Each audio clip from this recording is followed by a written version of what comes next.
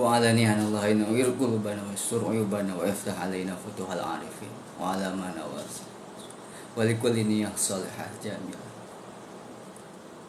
وعلى نية شفاء قبول الدعاء دفع البلاء نصر الأعداء إلى حضرة Nabi Muhammad sallallahu alaihi wa ala alihi wa sahbihi wa baraka wa sallam. Al-Fatihah. A'udzu billahi minasyaitonir rajim. Bismillahirrahmanirrahim. Alhamdulillahi rabbil alamin arrahmanir rahim maliki yaumiddin. Iyyaka na'budu wa iyyaka nasta'in. Ihdinas siratal mustaqim. Siratal ladzina an'amta 'alaihim ghairil maghdubi 'alaihim waladdallin. Amin ya Allah ya rabbal alamin. Assalamualaikum warahmatullahi wabarakatuh. Alhamdulillahi rabbil alamin. Wabihi nasta'in ala umurid dunya waddin. Wa sallallahu wa sallama ala sayyidina Muhammadin wa ala alihi wa sahbihi ajma'in. Amma ba'du. Subhanaka la ilma lana illa ma 'allamtana innaka antal alimul hakim. Rabbi shrah li sadri wa yassir li amri wa hlul 'uqdatam min lisani yafqahu qawli. Amin ya Allah ya rabbal alamin. Alhamdulillah. Para pendengar radio Wadi FM di mana saja antum berada yang sedang menyimak, baik di kawasan Purwakarta, Subang, Karawang dan sekitarnya, atau juga yang sedang menyimak acara live di YouTube, di Facebook, di TikTok, rahimakumullah. Semoga Allah subhanahu wa ta'ala merahmati antum, merahmati kita semua. Mudah-mudahan Allah subhanahu wa ta'ala memberikan kesehatan kepada kita semua, sehingga yang sedang sakit, keluarga kita atau bahkan mungkin diri kita, semoga Allah angkat penyakit kita, penyakit yang zahir ataupun penyakit yang batin. Mudah-mudahan Allah subhanahu wa ta'ala lewat program Radio Wadi FM, lewat acara ini, Allah berikan kita ilmu yang manfaat, ilmu yang bisa kita amalkan, ilmu yang menyelamatkan kita dunia dan akhirat. Dan terus kita mengingatkan, setiap kali hadir pengajian atau mendengarkan kajian-kajian, jangan lupa untuk minta kepada Allah agar diberikan ilmu yang manfaat. Karena ilmu itu bisa menyelamatkan juga bisa menjerumuskan. Yang bisa menyelamatkan adalah ketika kita diberikan ilmu yang manfaat. Apakah ada orang yang punya ilmu terjerumus ke dalam api neraka? Ada. Banyak riwayatnya. Di antaranya adalah manizdada ilman walam yazdad hudan lam yazdad minallahi illa bu'da. Nambah ilmu tapi bukan tambah benar. Nambah ilmu tapi bukan nambah bagus amalnya, ibadahnya, sholatnya, bukan nambah sempurna.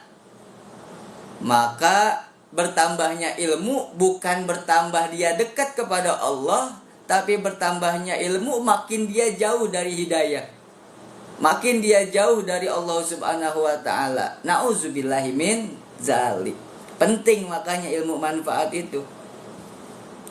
Dalam Nagam Jubat yang sering kita dengar, fa'alimun bi ilmihi lam ya'malan mu'adzabun min qabli ubadil wasan. Orang yang tahu, orang yang alim, orang yang punya ilmu, yang dia tidak diberikan manfaat ilmunya, dia tidak amalkan ilmunya, maka orang tersebut akan tersiksa nanti di hari kiamat sebelum penyembah berhala disiksa. Jadi sebelum penyembah berhala disiksa, diazab. Penyembah berhala dahsyat ya, nauzubillah. Nyembah patung, nyembah gunung, nyembah pohon, nyembah api, nyembah kedudukan, bahaya kan? Tapi ada yang terlebih dahulu disiksa, ada yang terlebih dahulu diazab sebelum penyembah berhala diazab. Siapakah? Orang yang alim, yang tidak manfaat ilmunya, nauzubillah. Makanya mohon kepada Allah setiap kali kita hadir majelis taklim, mendengarkan ilmu, minta kepada Allah agar diberikan ilmu yang manfaat. Nah, makanya perlu kita diajarkan adab-adab, ya, agar nanti ilmunya kita tidak membuat kita tidak membuat kita sombong. Berapa banyak orang punya ilmu sombong, ngelihat yang lain sebelah mata. Dalam arti sebelah mata bukan matanya dikicapkan begini.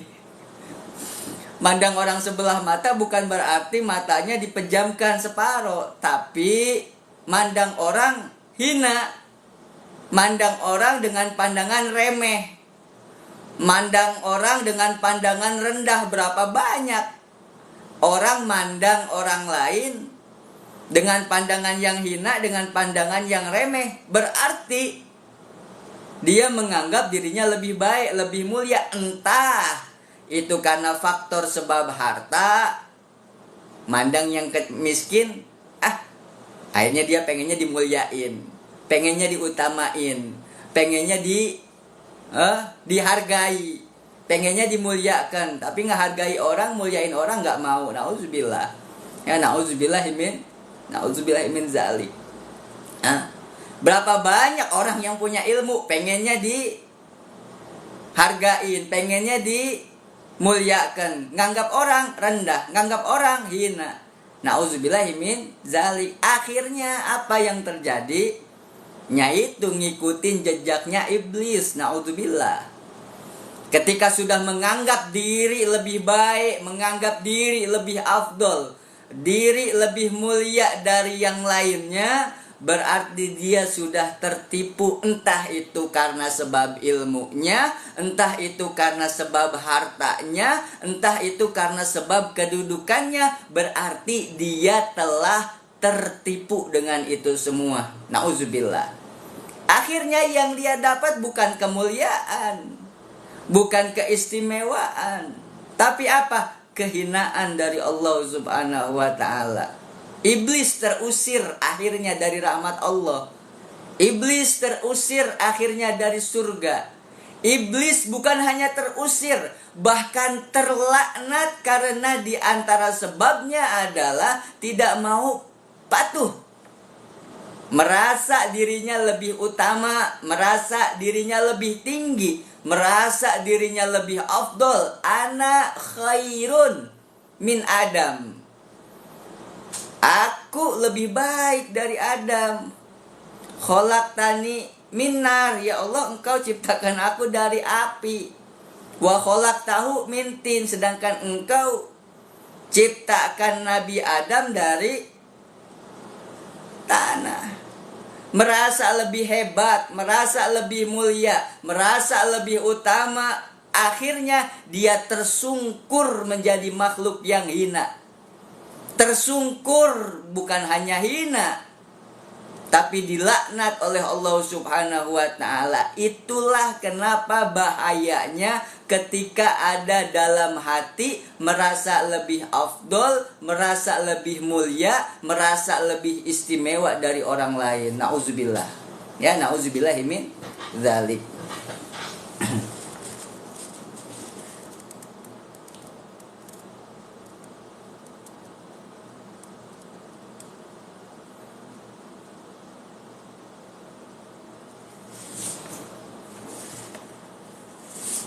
Toyib. Makanya sekali lagi, setiap unggal kita hadir rutinan di mana saja, mendengarkan kajian di mana saja, maka minta kepada Allah agar diberikan ilmu yang manfaat, ilmu yang bukan menjerumuskan, ilmu yang bukan menyesatkan, ilmu yang bukan menjadi untuk bangga diri, ilmu yang bukan untuk kita menjadi orang yang merasa mulia, merasa lebih baik dari yang lainnya. Tapi ilmu yang semakin hari dengannya kita semakin tawadu, semakin tunduk, semakin rendah diri, ya, semakin dekat kepada Allah Subhanahu wa ta'ala. Nah, seperti itu seharusnya. Makanya sekali lagi sebelum kita lanjutkan kajian kita mohon kepada Allah Subhanahu wa ta'ala Mudah-mudahan lewat wasilah baik yang sedang mendengarkan di frekuensi 91,0 Radio Wadi FM, atau streamingnya atau live-nya di Facebook, di YouTube, di TikTok, mudah-mudahan ini manfaat khususnya buat kami, buat kita. Insya Allah mudah-mudahan menjadi ilmu yang dapat menyelamatkan kita dunia dan akhirat. Semakin sempurna ibadah kita, semakin baik ibadah kita. Amin ya Allah ya Rabbal Alamin. Tayyib. Insan Allah Wadi FM yang semoga dirahmati Allah Subhanahu wa taala. Kita melanjutkan kajian kita yang lalu, masih dalam bab kemakruhan-kemakruhan yang ada di dalam sholat. Kemarin kita sudah menjelaskan, kita udah ngaji panjang lebar mengenai tentang sunnah-sunnah sholat. Itu bukan cuma didengerin, mudah-mudahan kita amalin. Dan jangan sekali-kali kita meremehkan sunnah. Jangan sekali-kali kita meremehkan sunnah, bahaya. Sekali ada ucapan kita meremehkan yang sunnah, besok kita akan mendapatkan satu iqab, bisa meremehkan yang wajib. Sekarang dia ninggalin qobliyah karena diremehkan, besok dia ninggalin sholat zuhur. Makanya kalau kita belum bisa melaksanakan, hati-hati jangan sampai ada satu tindakan kita meremehkan sunnah Nabi. Na'udzubillahi min zalik. Ya, na'udzubillahi min zalik. Harusnya dengan kita ngaji semakin baik, semakin sempurna, bukan semakin semakin memilah-milih. Contoh, wudu dulu sempurna, mulai dari awal cuci tangan, mulai dari awal berkumur, membasuh hidung. Setelah dia ngaji tahu ternyata yang wajib di dalam wudu cuman 6. Apa? Niat, basuh muka, basuh tangan, basuh rambut, basuh kaki, tertib. Wah, berarti selain daripada itu sunnah. Akhirnya pas dia wudu cuman 5 perkara ini. Muka, ya, bareng niat, tangan, rambut, kaki. Kalau sah-sah. Cuman akhirnya ilmunya nggak manfaat. Nah ini yang dikatakan di antara ilmu yang tidak manfaat. Makin tahu ini sunnah, bukan makin gercep, bukan makin sempurna, tapi malah disepelekan, malah digampangkan. Ini yang termasuk ilmu yang tidak manfaat. Bukan semakin baik, bukan semakin sempurna, bukan semakin apik ibadahnya, tapi semakin banyak hal yang disepelekan. Na'udzubillahi min zalik. Makanya perkara-perkara yang sudah kita bahas dalam pertemuan-pertemuan yang lalu, begitu banyak kesunahan-kesunahan yang ada di dalam sholat, mudah-mudahan kita bisa laksanakan dengan sempurna. Sehingga dengan demikian, kalau yang udah kita baca, yang udah kita kaji, kita baca semua, kita laksanakan semua, kita amalkan semua, maka otomatis sholat kita akan semakin sempurna. Mudah-mudahan Allah berikan kita taufik, Allah berikan kita hidayah untuk senantiasa menjalankan ibadah dengan sempurna, dengan totalitas. Amin. Ya Allah ya Rabbal Alamin. Taib. Insan Allah Wadi FM yang semoga dirahmati Allah Subhanahu wa taala, melanjutkan kajian kita dalam program Panji Duha, kajian fikih ibadah. Selanjutnya yaitu masih dalam kemakruhan sholat, ya, ada beberapa terakhir kemarin. Di antaranya makruh sholat dalam keadaan marah. Jadi kalau bapak, ibu lagi sedang marah, gimana caranya marahnya dihilangin dulu? Ya, kalau resep dari Nabi ya wudu, ya, hilangin marahnya. Karena kalau sholat marah otomatis pasti khusyuknya berkurang. Kalau sholat dalam keadaan marah otomatis khusyuknya berkurang. Apalagi sholatnya jadi makmum, yang mana ngedengerin imam, ya. Sholat jadi makmum, Allahu Akbar, lagi marah nih, pasti pikirannya ke urusan itu, kesel. Kenapa itu orang enggak dihajar aja misalnya. Pasti ngedumel di dalam hati. Tahu ngedumel? Apa ngedumel tanya? Ngagerutu. Ya, pasti ngagerutu di dalam hati. Boro-boro bisa khusyuk. Makanya makruh sholat dalam keadaan marah diantaranya. Gimana caranya marahnya ini dihilangin? Lagi kesel sama orang. lagi sebel sama orang. Sama, gimana caranya dihilangin dulu. Susah tapi kayaknya ya. Hah? Kita lagi kesel nih, ada satu kejadian kesel sama orang. Datang waktu zuhur. Kira-kira gimana caranya kita ngilangin kesel? Ngilangin marah. Ya diantaranya coba wudhu, ya. Dan legowo, coba maafkan, ya. Maafkan. Ini makruh. Atau jeda dulu. Nanti agar marahnya berkurang. Tujuannya apa? Kenapa dimakruhkan?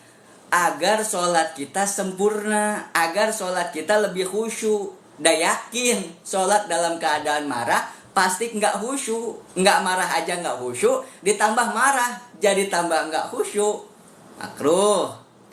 Termasuk selanjutnya, makruh sholat dalam keadaan ngantuk. Lagi ngantuk sholat. Pas tasyahud tidur, atau pas sujud malah tidur akhirnya, nggak bangun-bangun. Ada kejadiannya, ada.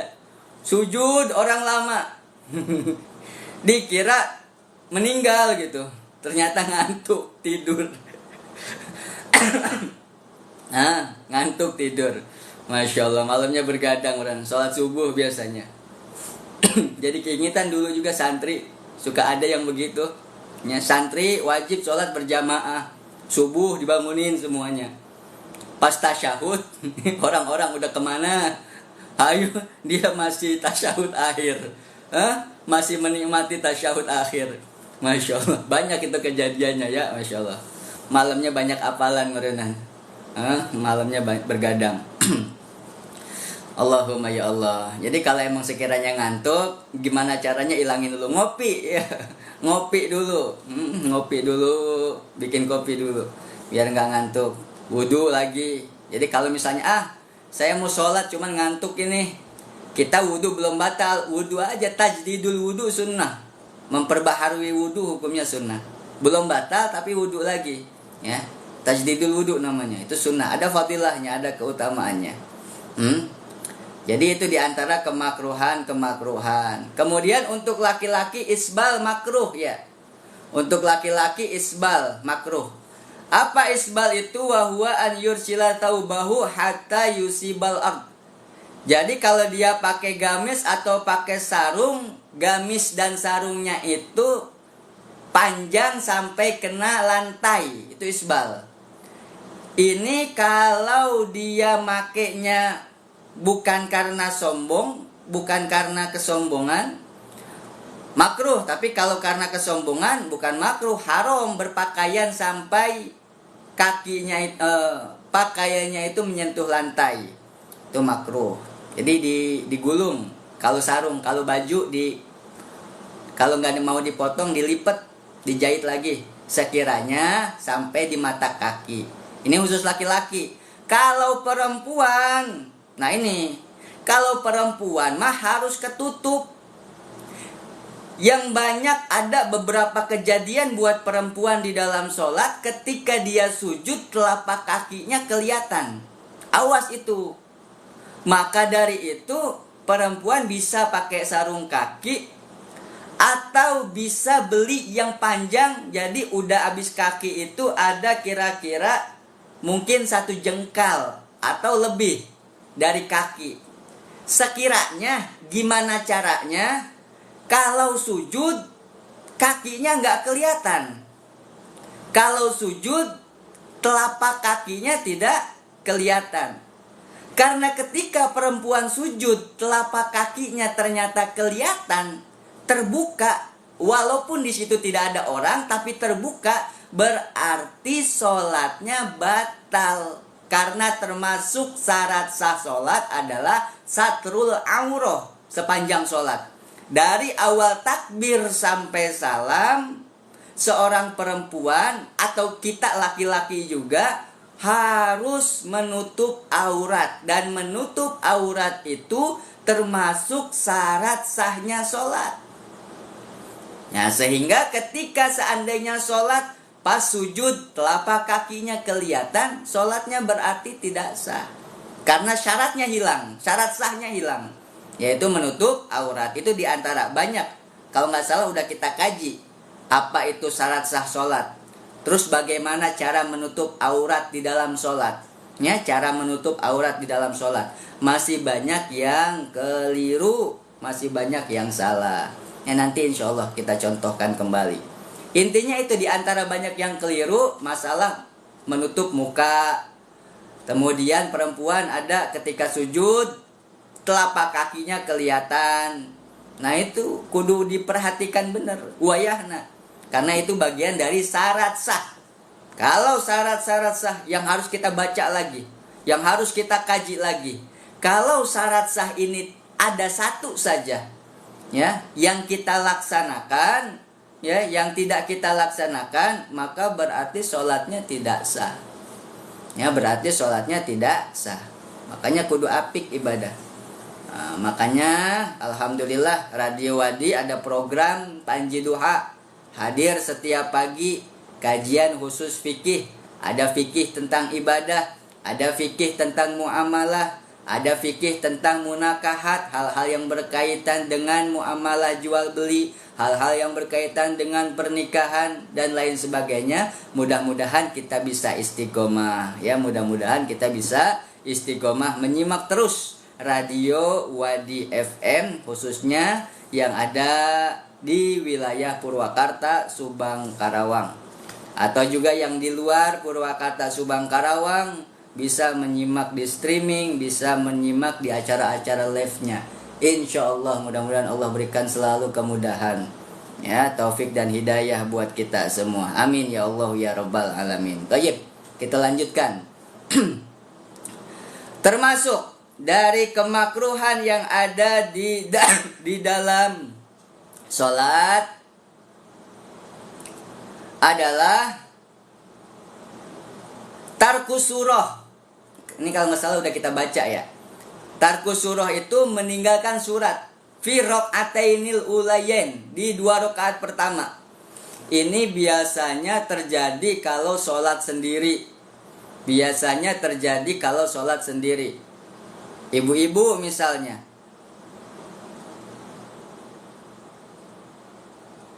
Oke, tanya jawabnya nanti di sesi kedua ya. Tanya jawab, nyimak terus, nanti di sesi kedua kita ada tanya jawab. Jadi buat yang tanya jawab boleh di live, boleh di WA di 085959366691. Ya, boleh di live, boleh di WA.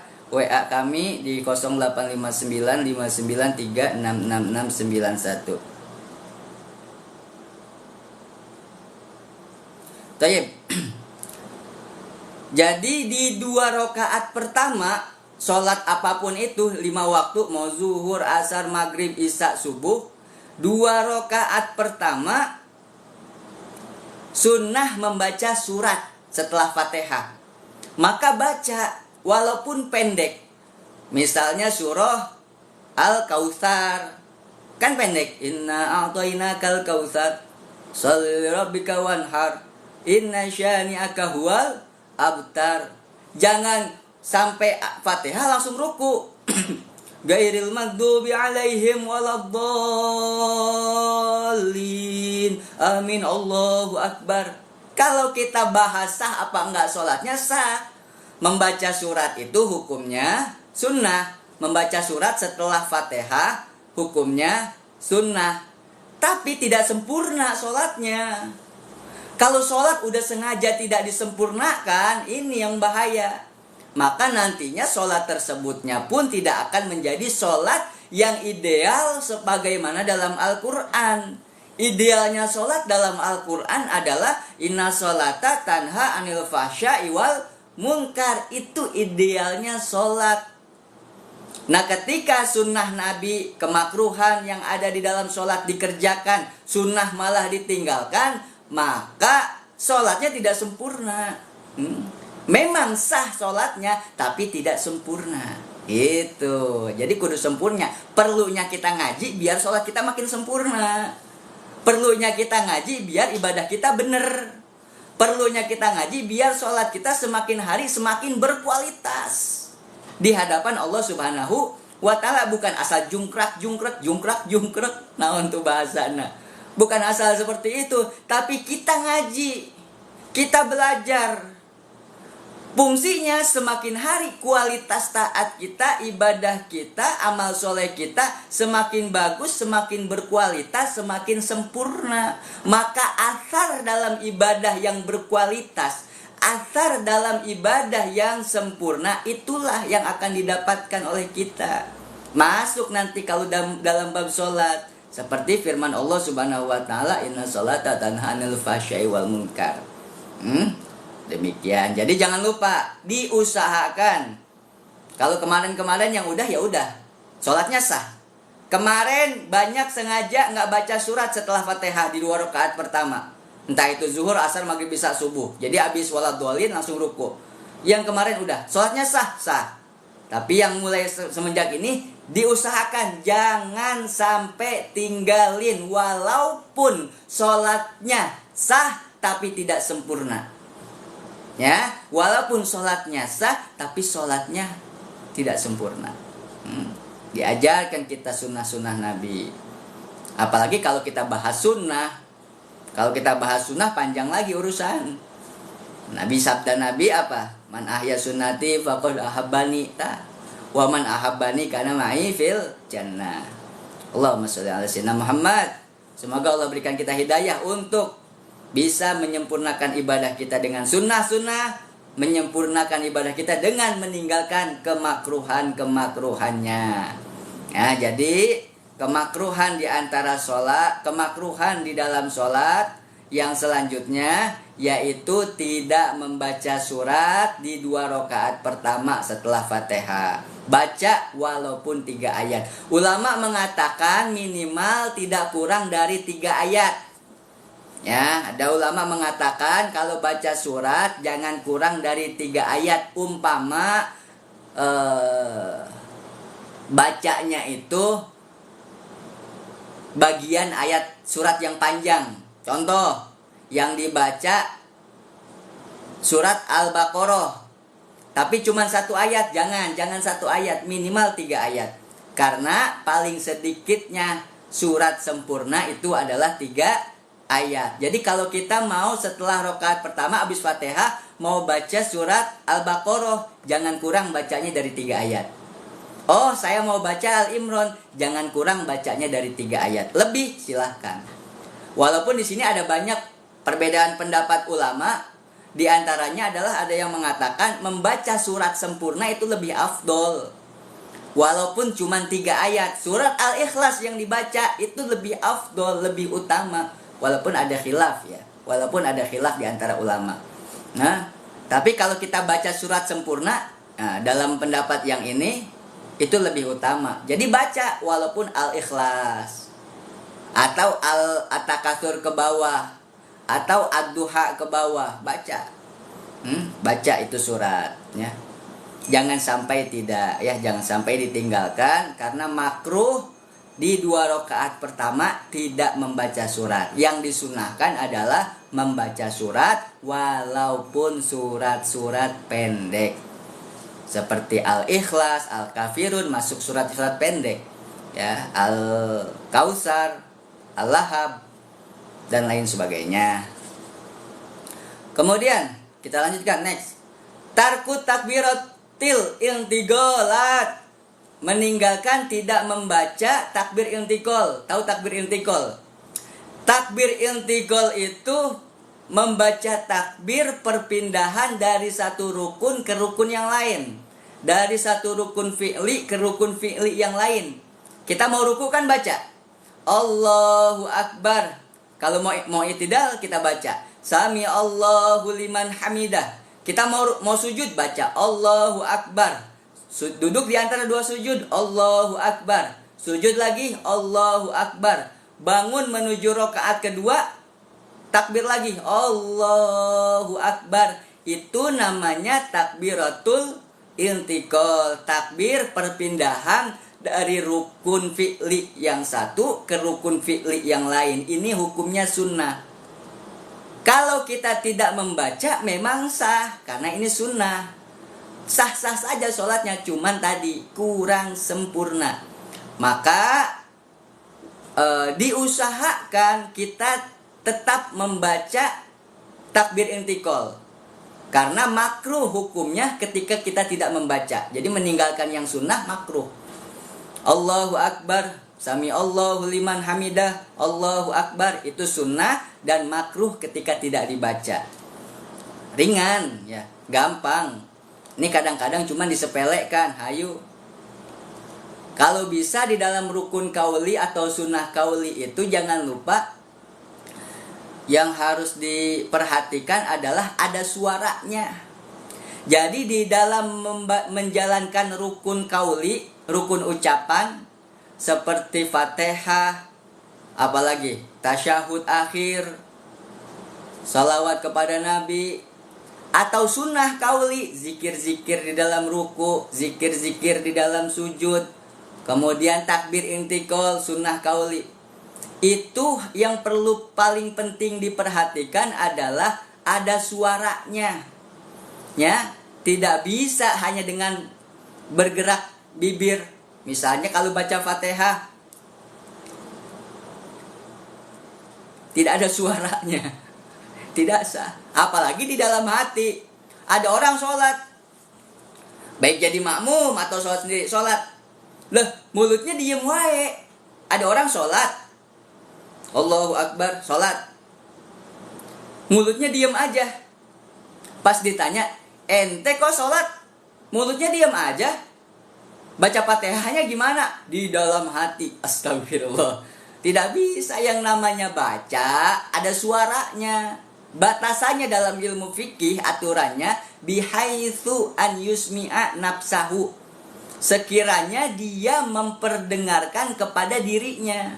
Dirinya ngedenger bacaannya, Bismillahirrahmanirrahim, gitu.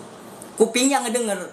Kalau misalnya dia nggak ngedenger, cuman gerak-gerak bibir, apalagi di dalam hati, maka tidak memenuhi syarat membaca rukun kauli. Takbiratul ihram sama.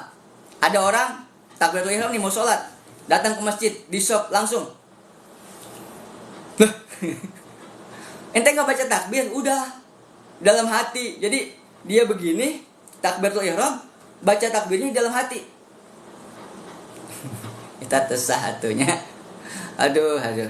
Ini perlunya ilmu. Wa kullu man bi ghairi ilmin ya'malu a'maluhu mardudatun la tuqbalu. Siapa saja orang yang beribadah tidak pakai ilmu, maka amalnya pasti ditolak, pasti tidak diterima. Nah, itu pentingnya kita tolab. Pentingnya kita ngaji, khususnya bab yang bersifat ibadah, khususnya bab yang kita laksanakan setiap hari, seperti contoh sholat. Nah, maka ini kita kaji, kita koreksi, ya, kita koreksi sama-sama sholat kita. Oh, saya mah udah paham Ustadz, dan saya mah sering ngaji, alhamdulillah. Dengan mendengarkan tidak mengurangi fadilah. Dengan mendengarkan tidak saya mah udah tahu. Terus kalau ngedengerin lagi kajian-kajian, apakah dengan udah tahu itu nggak dapat pahala? Apakah dengan udah tahu itu nggak dapat fadilah tolab? Dapat. Nah, justru karena memandang remeh bahaya. Akhirnya nanti, orang mah geus nyaho ieu mah. Udah akhirnya sombong. Kembali ke pembahasan awal. Jadinya iya wae udah tahu saya mah, akhirnya sombong nantinya, ya. Sombong. Nauzubillahimin. Bahaya memang. Sombong itu, penyakit hati itu bisa menimpa siapa saja. Penyakit hati itu bisa masuk ke siapa aja. Faktornya bisa karena ilmu, bisa karena harta, bisa karena kedudukan. Makanya kudu minta ampun kepada Allah, kudu betul-betul terus mengoreksi hati kita. Apalagi karena ilmu, karena harta. Berapa banyak orang yang akhirnya gila kehormatan gara-gara ilmu, gara-gara harta, gara-gara kedudukan. Ada lurah marah-marah gara-gara enggak dihormatin. Nauzubillah min dzalik. Tayyib.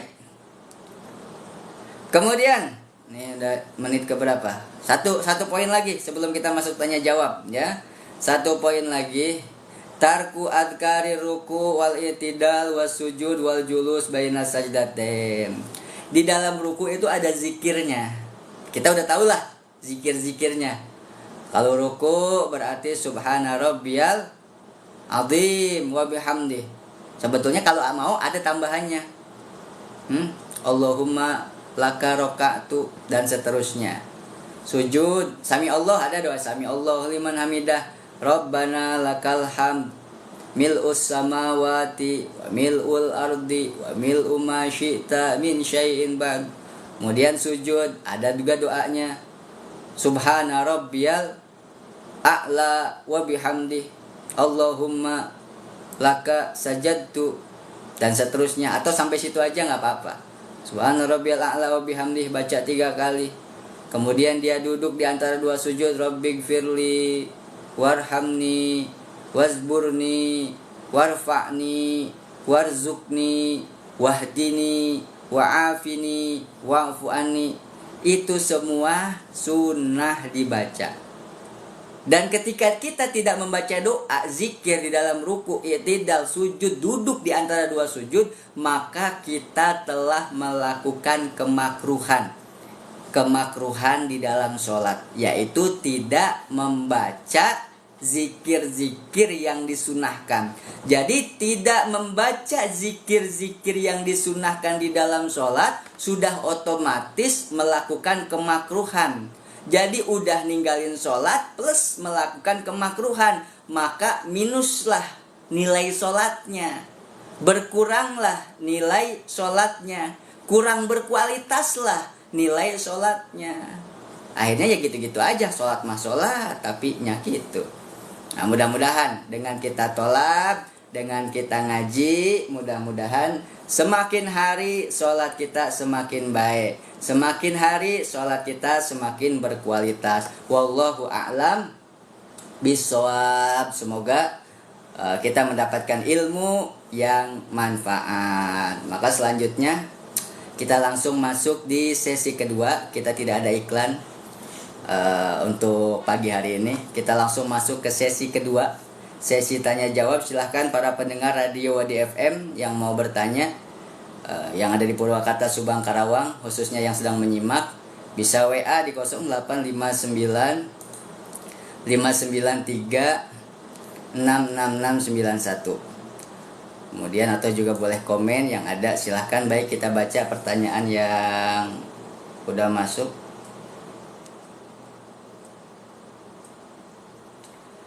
Ini pertanyaan yang ada di dalam online yang live di TikTok. Ada Herlian. Jika wanita berwudu di masjid, apakah bisa? Wudu di masjid bisa, cuma wanita itu kan untuk kita wudu harus sempurna. Otomatis kalau Anda memakai jilbab itu Anda harus buka.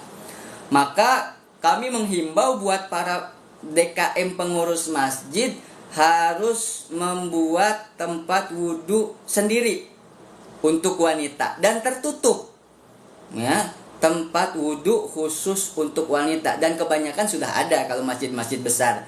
Di tempat sini wudu untuk perempuan, di sebelah sini wudu untuk laki-laki. Perempuan lebih tertutup sehingga nanti dia bisa wudu dengan sempurna, dia buka kerudungnya, ya, dan seterusnya. Apa yang perlu dibasuh bisa. Cuman buat masjid yang belum punya, yang memang di situ di pinggir jalan khususnya banyak orang berlalu lalang, maka sediakanlah tempat khusus laki-laki di mana, perempuan di mana. Jangan dicampur, ya, jangan dicampur aduk.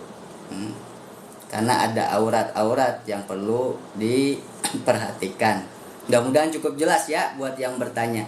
Kemudian selanjutnya di layanan WA-nya yang bertanya di layanan komen Facebook-nya belum dicek ya. Mudah-mudahan yang dari TikTok barusan jelas pertanyaannya, jawabannya.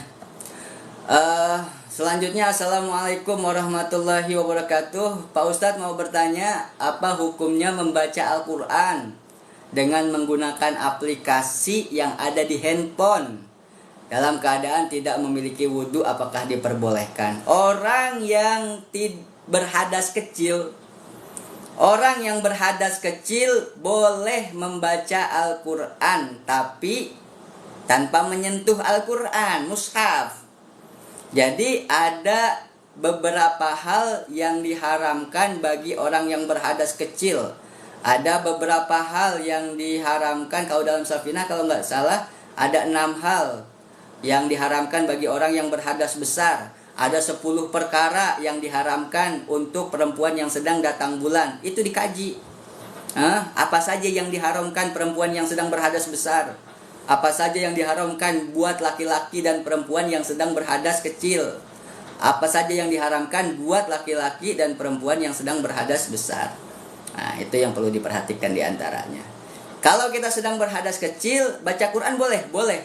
Yang nggak boleh menyentuh Al-Quran. Umpama ini Al-Quran. Ya, walaupun itu pembahasannya nanti banyak. Ibu-ibu misalnya. Ibu-ibu ngaji. Biasanya ibu-ibu bawa Al-Quran di tas. Itu gimana di tengah jalan kentut? Mau ngaji nih. Ibu-ibu kan suka ratinan. Ngaji di rumah udah wudu. Bawa Al-Quran di dalam tas. Di tengah jalan mau ngaji kentut. Sedangkan wudunya nanti belum nyampe. Itu gimana itu? Nah, dalam keadaan posisinya seperti itu, maka diniatkan tidak membawa Al-Quran. Kalau di dalam tas, ibu-ibu biasanya dalam tas ada apanya? Ya ada lipstik, ada dompet, ada duit, ada apa lagi? Ada cermin misalnya, ada sisir. Ada macam-macam. Maka niatkan itu membawa lipstik atau membawa benda. Jadi kalau ibu-ibu di dalam tas membawa mushaf, niatin bukan bawa Al-Quran dalam hati, tapi niatin bawa benda, bawa tas, bawa lipstik, bawa dompet, bawa duit. Tuh diniatkan ya. Itu boleh. Jadi umpama di tengah jalan ibu kentut, nggak apa-apa dah ibu mah nggak bawa mushaf, niatnya nggak, tapi ngebawa tas. Itu pembahasannya panjang sebetulnya. Cuman itu diantara simpelnya supaya, karena singkat ini ya. Nah, nanti insya Allah akan kita kaji pada waktunya apa saja yang diharamkan buat laki-laki yang berhadas kecil dan berhadas besar. Kalau di mushaf HP, apakah itu masuk kategori mushaf? Tidak. Itu pantulan cahaya. Jadi pegang HP, baca, nggak apa-apa. Pegang HP, baca. HP itu bukan mushaf. Nah, tapi seumpama mushaf tadi contohnya. Seumpama mushaf seperti tadi contohnya. Mudah-mudahan jelas ya buat yang bertanya. Toyib, selanjutnya pertanyaan via WA. Masih ada waktu mudah-mudahan ya. Via SMS WA di 0859 593 66691. Oke. Mudah-mudahan tadi sudah jelas ya. Assalamualaikum warahmatullahi wabarakatuh. Pak Ustadz, saya mau bertanya, jika amalan dari pengajian di Radio Wadi, di radio ini, udah dapat ijazah belum masuknya? Jadi amalan yang disampaikan para ustadz itu sebetulnya ada beberapa pembahasan. Amalan yang udah, kadang-kadang amalan itu contohnya emang diajarkan Nabi, kayak baca waqiah tiap sore dan lain sebagainya. Itu udah boleh langsung diamalkan. Bahkan amalan-amalan yang misalnya dari kitab, kita ngaji kemarin kita ngaji nih. Nah, kemarin kita ngaji mana? Kemarin kita ngaji kalau habis sholat, habis sholat 5 waktu. Kalau habis sholat 5 waktu, jangan lupa baca tasbih 33, baca Alhamdulillah 33, baca Allahu Akbar 33, kemudian disempurnakan membaca La ilaha illallah wahdahu la syarikalah, lahul mulku wa lahul hamdu yuhyi wa yumiit wa huwa ala kulli syai'in qadir. Ini yang udah saya sampaikan atau yang udah kita pernah dengar, membaca setiap kali habis sholat fardu tasbih 33, tahmid 33, takbir 33 dan disempurnakan dengan tadi. Itu udah diamalkan karena ajarannya Nabi. Riwayat Imam Muslim mengatakan fafil hadis anna man qala dzalik gufirat khotoyahu wa in kanat mithla zabadil bahar. Maka siapa orang yang membaca itu tadi, siapa orang yang membaca habis sholat tasbih 33, tahmid 33, takbir 33 disempurnakan dengan la ilaha illallah wahdahu la syarikalah, lahul mulku wa lahul hamdu yuhyi wa yumiit wa huwa ala kulli syai'in qadir, maka akan diampuni kesalahannya, dosanya, walaupun dosanya sebanyak buih di lautan. Jadi jangan lupa nih buat kita semuanya, ini juga teguran buat yang ngomong, supaya istiqomah, jangan ditinggalin. Tiap habis sholat, ini ajarannya Nabi. supaya kita dapat ampunan Allah Subhanahu wa taala setiap waktu. Ini ajarannya Nabi. Jadi habis sholat ringan. Subhanallah, subhanallah, subhanallah 33 we. Enggak nyampe 1 menit. Alhamdulillah, alhamdulillah, alhamdulillah 33. Enggak banyak. Yang disuruh bukan 300 kali. Yang disuruh bukan 3000 kali. Tapi kita cuma disuruh baca 33. Ya Allah, 33. Cetek kecil. Subhanallah, subhanallah, subhanallah 33. Alhamdulillah, alhamdulillah, alhamdulillah 33. Allahu akbar, Allahu akbar, Allahu akbar 33. Ini kemudian Allahu akbar kabira walhamdulillahi katsira subhanallahi bukratan wa asila la ilaha illallah wahdahu la syarikalah lahul mulku wa lahul hamdu yuhyi wa yumiit wa huwa ala kulli syai'in qadir. Dapat ampunan Allah Subhanahu wa taala walaupun dosanya sebanyak buih di lautan. Dosa kita kan banyak. Benar enggak? Dosa kita kan banyak. Maka jangan lupa baca zikir-zikir. Ini nggak perlu diijazahin. Jadi yang kemarin disampaikan di kajian ketika seperti ini tidak perlu. Jadi langsung diamalkan. Karena Nabi yang mengajarkan, langsung mengajarkan riwayat Imam Muslim supaya kita baca, supaya kita mengamalkan sehingga kita dapat fadilahnya. Sehingga kita dapat keutamaannya, dapat ampunan dari Allah Subhanahu wa taala, dapat rahmat dari Allah Subhanahu wa taala, dapat keselamatan dari Allah Subhanahu wa taala. Itu diantaranya semua zikir-zikir salat, termasuk apa? Allahumma antas salam, minkas salam, wa ilaika ya'udus salam. Sering kan dibaca kan? Dibaca tuh. Mudah-mudahan dibaca. Fadilahnya itu riwayat Imam Muslim kita. Minta keselamatan dari Allah, minta kesejahteraan dari Allah Subhanahu wa ta'ala. Itu tidak perlu diijazahin, langsung diamalkan. Mudah-mudahan Allah Subhanahu wa ta'ala berikan kita taufik, berikan kita hidayah bisa mengamalkan. Itu nampaknya ya pertanyaan-pertanyaan yang masuk. Insya Allah buat yang belum, nanti kita ketemu lagi dalam program-program yang lain, dalam acara-acara yang lain. Mudah-mudahan dalam keadaan jauh lebih baik segala sesuatunya. Terakhir kita tutup dengan doa, baca surat Al-Fatihah. Dengan harapan yang pertama, kita dengan berkah surat Al-Fatihah, Allah selamatkan saudara-saudara kita. Allah berikan kemenangan terhadap saudara-saudara kita ya, yang sedang dizolimi, yang sedang dizolimi oleh mereka orang-orang yang itu ya. Kemudian oleh orang-orang Yahudi. Kemudian Allah Subhanahu wa taala Maha tahu apa yang ada dalam hati kita, hajat kita, urusan-urusan. Kita minta kepada Allah yang punya hajat dengan berbagai macam hajatnya.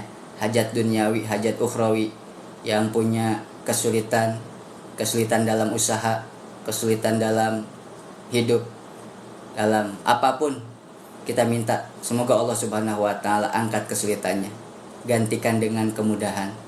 Ya, dengan niat-niat kita yang banyak, dengan hajat-hajat kita yang banyak, kita mohon kepada Allah, kita hadirkan dalam hati penuh harap dan husnudzon kepada Allah Subhanahu wa taala. Allah akan mengijabah doa, hajat, harapan kita. Ala hadhihi niat, dengan niat-niat ini yang banyak.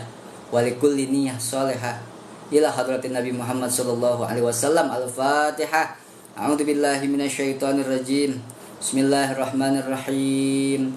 Alhamdulillahi rabbil alamin, arrahmanir rahim, maliki yaumiddin, iyyaka na'budu wa iyyaka nasta'in, ihdinas siratal mustaqim, siratal ladzina an'amta 'alaihim ghairil maghdubi 'alaihim waladdallin. Amin. Allahumma bihaqqil Fatihah wa sirril Fatihah wa karamatil Fatihah wa nuril Fatihah wa biman unzilat 'alaihil Fatihah. Allahumma harusna bi'ainika lati la tanam wa aknufna bi kanafika lati la yuram bi rahmatika ya arhamar rahimin ya arhamar rahimin ya arhamar rahimin. Wa sallallahu ala sayyidina Muhammad wa ala alihi wa baraka wa sallam. Subhana rabbika rabbil izzati amma yasifun wa salamun alal mursalin walhamdulillahi rabbil alamin. Wal afu minkum wassalamu alaikum warahmatullahi wabarakatuh.